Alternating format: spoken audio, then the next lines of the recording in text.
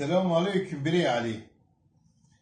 Aşirata memana 75 sal evveli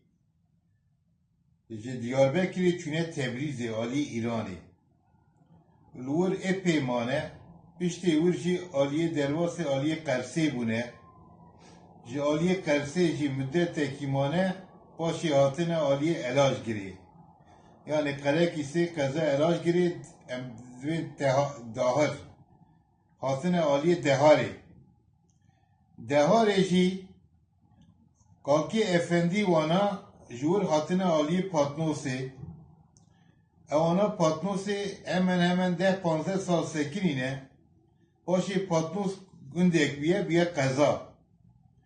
Ji kazaya şunda ji lewe Ape Efendi Kerem Şahin dibe belediye başkanı her dönem 4 sal 5 döneme belediye başkanı dike başı ji 1900 hafte sisiyada ji bu milletvekili dü dönem ji milletvekilidir.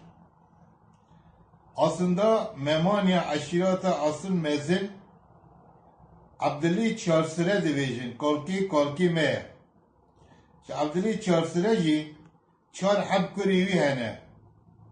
Navi yeki Meheye, navi yeki Aliye, navi yeki İsa'ya, navi yeki ji Salih'e. Juan ji lewe wan dibin. Memanya paşi dibine seça kola. Koleki wan Aziziye'ye. Kolek Aliye wan şne Aliye Urfa'yı na Aliye Urfa'yı Necmettin Cevheri wan hene evana ji senatörü Urfa'yı dibin düse dönema milletvekili senatörü Urfa'yı bu. Fakat kolek patnosi jimane evana ji arakada dibine du kola se kola. Kolek wana memanene kolek jira dibin Resekurya koleki dibin Pınaşya. Hemen 75 sal evveli evana bune. Bu şekli apemini Kerem Küçük Rahma Kudi levi vana ji kısmeki üçüne Bursa'yı, kısmeki üçüne İstanbul'u nam memanyal İstanbul'u hene, Bursa'yı hene, Diyarbakır'ı hene, Urfa'yı hene, Van'ı hene, Kalekisi hene. Kolevan kaflevan ayrı. Toplam ana hesap biki 25000 memani hene. Ama her yeki ayrı bu ne? Najvandan ye milletvekili heye, ye belediye başkanı heye, ye avukat heye, ye hakim heye, ye savcı heye.